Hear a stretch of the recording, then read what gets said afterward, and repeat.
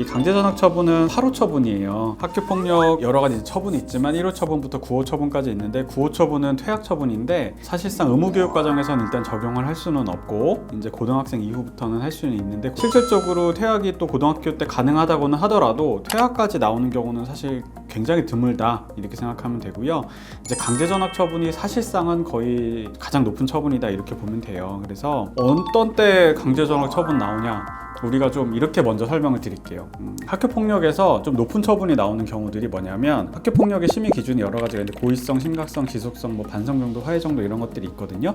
결국에는 각각의 판단 요소에서 높은 점수를 받는 것들이 중한 처분이다 이렇게 생각하면 되는데 가장 이제 좋지 않게 보는 것들이 뭐냐면 굉장히 장기간 지속적으로 폭행이 반복되었다거나 그런 폭행이나 어떤 괴롭힘으로 인해 가지고 피해 학생한테 몸에 큰 상처가 발생했거나 장애가 발생했다거나 가장 대표적인 경우로 남학생이 여학생에 대한 어떤 성적인 행동을 했을 때 그 다음에 반성을 전혀 하지 않고 있다든지 아니면 뭐 피해 학생의 탓을 한다든지 이런 내용들이 이제 있다 그러면 그런 것들은 하나하나 단독 케이스로도 해도 강제전학 처분 가능해요. 그런데 보통의 강제전학 처분은 제가 지금 얘기한 것들이 중첩적으로 나오는 경우들이 많아요. 그래서 지속적으로 이 친구도 괴롭혔고 공갈로 돈을 뺏어오기도 하고 또 때로는 성적인 어떤 행동을 하는데 행동의 그 수위가 굉장히 높아서 형사처벌하고 그 경계에 있는 경우들도 굉장히 많거든요. 그래서 그런 것들이 여러 가지 발생하는 경우들.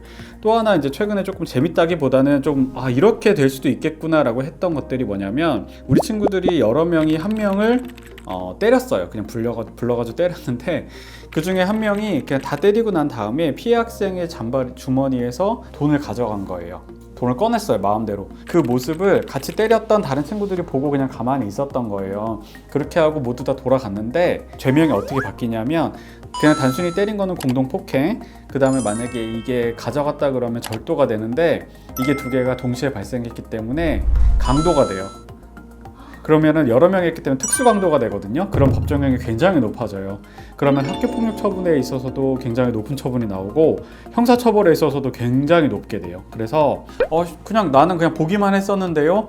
그렇다고 하더라도 그런 것들을 막 적극적으로 말리거나 제지하지 않았기 때문에 그렇게 공범으로 의열되는 경우들도 굉장히 많다 이렇게 생각해야 되고 결국에는 8호 처분 받을 정도의 행동이면은 형사 고소도 많이 돼요. 그리고 SPO 학교폭력 전담 경찰관에 의해서 관할 경찰서에 자동으로 이제 사건이 이첩되는 경우들도 많기 때문에 이런 경우에는 거의 대부분 형사 사건화돼서 경찰 조사도 같이 진행된다 이렇게 생각을 하면 되고 경찰 조사에서도 요즘은 무조건 연령을 고려해가지고 소년 보호 재판으로 무조건 보내는 경우는 많이 이제 줄어들고 있어요. 그래서 경찰 조사 때부터 명확하게 우리 입장이라든가 진술 이런 것들 정리해서 조사를 잘 준비하는 것들이 중요하죠.